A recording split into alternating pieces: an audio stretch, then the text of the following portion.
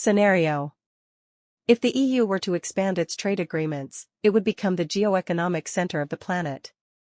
To assess the likelihood of this outcome, I developed, together with my research team, a variant of Immanuel Wallerstein's world economy model, core, semi-periphery, periphery, based on international trade flows, to which we added financial flows. We then applied it to the global system using a what-if simulator calibrated on potential trajectories. First result: there is no other power in the world, setting aside China's diplomatic potential, that is capable of expanding through trade and customs agreements more than the EU.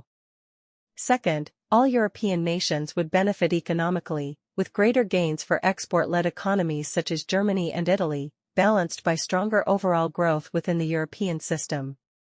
Third, the scale of the European market is large enough to offer attractive advantages to non-European partners. Fourth, once a critical mass of bilateral trade agreements is reached, for example with Canada, Japan and other existing partners, plus Mercosur, India, Australia, etc. currently under negotiation, the EU could propose an evolutionary process to integrate all these markets into a single one with shared standards, along with a reference metacurrency to support the financial and exchange rate stability of the macro system. This scenario would become more likely if the EU-Mercosur agreement, now postponed to the early months of 2026, were to succeed.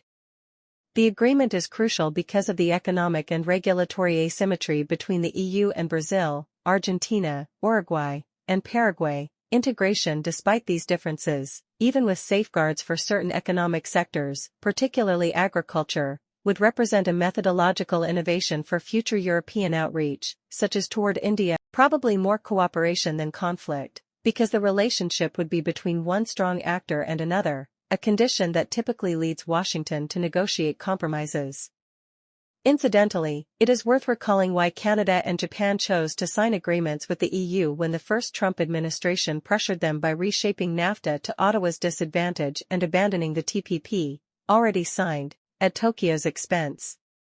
The EU is seen as an alternative to excessive US pressure. Looking ahead, a renewed convergence between a stronger EU and the United States, under a more rational geoeconomic approach than the current one, would provide the basis for a second globalization driven by a G7+. The obstacle between this EU+ scenario and an EU-1 appears to be the gap in reassurances offered to the agricultural sector regarding Mercosur. I recommend that European governments offer more, given the systemic advantage at stake for everyone.